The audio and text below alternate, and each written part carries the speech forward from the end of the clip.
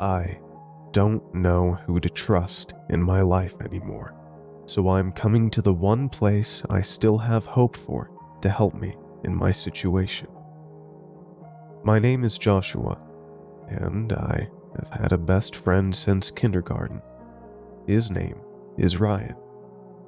He and I would frequent this community because of our shared interest in creepy internet stories, the occult, and such things alike, but also because of our shared struggles with insomnia.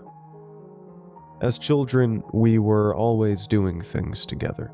We would make paper airplanes during recess, geek out over dinosaurs and other science-related content from Childcraft books I brought from my home.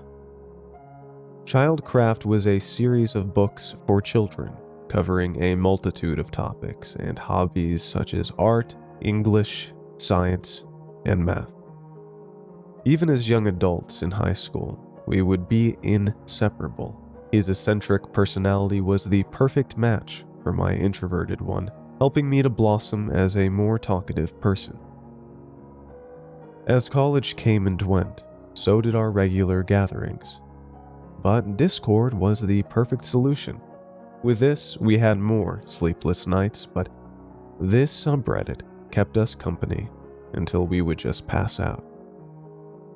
This was our weekly routine for 10 years. Now it's been 1 month, and I can't reach him, not with phone calls or text. His phone number is out of service, and his apartment has no one in the room he was staying at. I told my mom about this, and she just told me, "Who?" I know it had been a while since she'd seen him, and after pressing her about it, she just nodded in agreement and told me to call his parents then. So, I did. "Hi, Mrs. S," I said. This is Joshua R." I've had a stutter all my life, so to people who knew me, it wasn't a surprise. I heard sounds like shuffling, and then a man's voice came on the phone. It was tenor, with a Creole accent. Ryan's father. "Hello?" he said. "Who is this?" I took a deep breath and reiterated more clearly, but hurriedly. "It's your son's best friend, Joshua. I know you haven't seen me in some time, but I've been having some issues getting in contact with your son. Would you happen to know where he is? I know he..." His father cut me off right there. "Boy, I'm sorry, you must have got the wrong house. We don't have a son or any children of our own," he said in a stoic tone, but not with force. I turned my head in confusion. I looked down, and it was the number I had written down and saved in my phone as his parents' number. "I'm sorry. Are you sure? Because I have his parents' number written down, and it's this number." "Has it been changed?" I said, scratching my head and shaking my legs at my computer desk. "Look here, boy. This isn't funny. Where is your manners? We told you we ain't had no child, and we haven't changed numbers either. Not that a stranger should know that anyway. Now get on before I report you to the police for harassment." I ended the call. I ran downstairs and felt tears coming out my eyes, but I held them back. I told my mom that wasn't the right number, and she told me with a somber tone, "Well, I told you I don't remember who that is, son. You've never really had a friend like that, and the closest thing to it was some neighborhood kids, but no one like you described to me." With a shaky voice, I said, "How can you say that when we have VCRs of some of our childhood hangouts together? I'll go get them now and watch them and show you." Running out of her room, I went into the upstairs closet and pulled out an old cardboard box. It smelled faintly of mildew and was flaky to the touch, almost breaking at the bottom. I carefully sat on our media room table next to me and pulled out the old TV with a VCR player in it we still have. I remember fixing it by disassembling it to pull out a broken red AV cable that got stuck in the port when I was just 7 years old. I sat it down on the table and plugged it in. I looked in the box, moving past my birthing videotape, my first trip to NASA tape, and found one with barely any Crayola marker visible anymore on the label. But I could make out the words crudely written by 3-year-old me. My first best friend, Ryan. It made me smile slightly. I took it out and put it in the player. The seconds before the tape started felt like agony. But then, an image appeared. It was me making one of those thick, wide-nosed paper airplanes. I cringed slightly at my craftsmanship, as I could make one way better today, but it was a great feeling seeing this. Then I waited to see when Ryan would come into the video. I stood up and walked around the white leather couch, those kinds that have a bunch of connecting pieces. I walked to the bathroom. The lights were on from underneath the door. I called out, "Ryan, I'm done. Let's go outside and test them." Then I walked away to the back door across the room.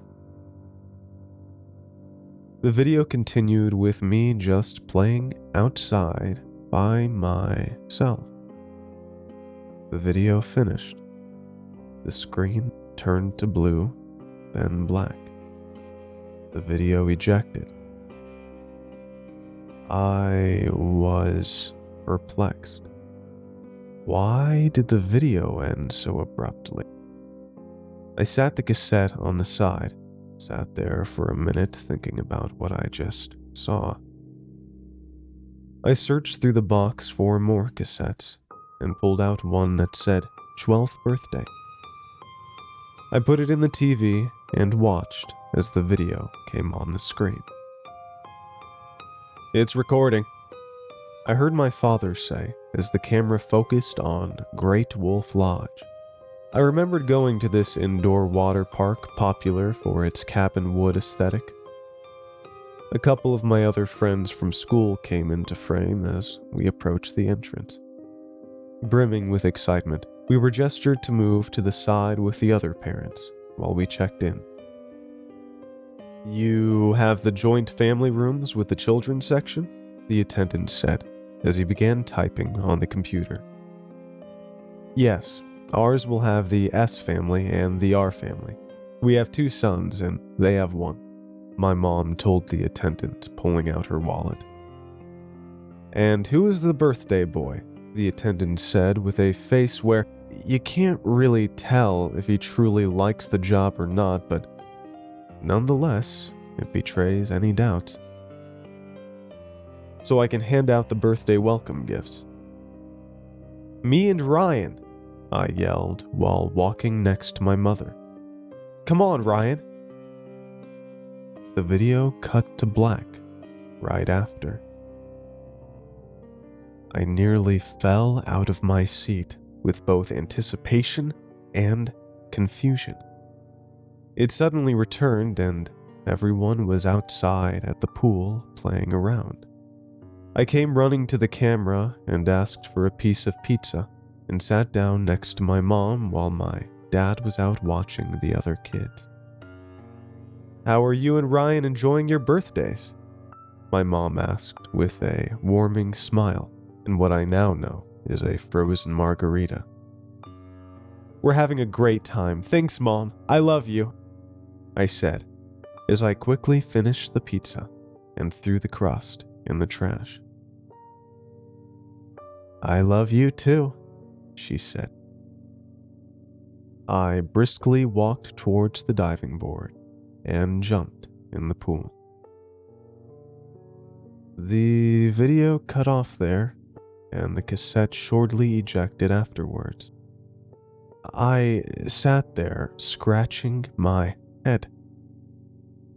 At least I know that even my parents recognized Ryan in the past, but why did it seem the videos were tampered with, or just missing whole parts to them? I rubbed my eyes with a sigh mixed with stress and tiredness. I took the cassette and placed it next to the last one. I looked through the box and moved past some birth tapes and family gatherings. Then I saw something. Another tape, but this one had no title on it. To be honest, I was a little scared, but just as curious to see what was on it. I placed the tape in the TV and waited with bated breath. The sounds of the tape turning made it feel like an eternity. And then the video starts. It's dark, not impossible to see. I mean, it's nighttime and the house lights are off. The only thing illuminating the scene is the moonlight coming through the window. I could tell the camera was set up down the hall, way upstairs across from my room door. Were my parents filming me at night? I thought to myself. But before I could ponder on this, I saw something come out of my room. It was me.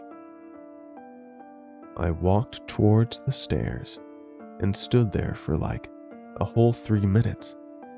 Then I walked back to my room. Then I heard something from my room.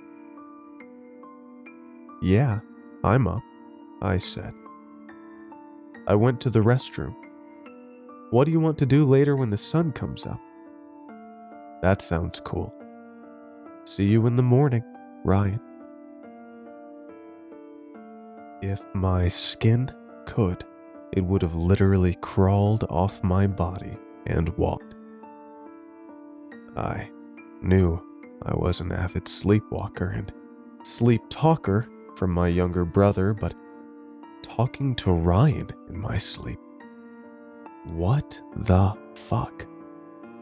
No, why would I do that? That does not make any sense at all. I could not believe what I heard. I did not want to. I ran into my room and grabbed my phone, shaking. I pulled up his number, still favorited in my phone. I looked at it for what felt like an hour. Then I called it. It rang, and rang, and rang. "The phone number you have dialed is unavailable." I could not think. I did not want to think. I pulled out my bottle of absinthe and took a shot.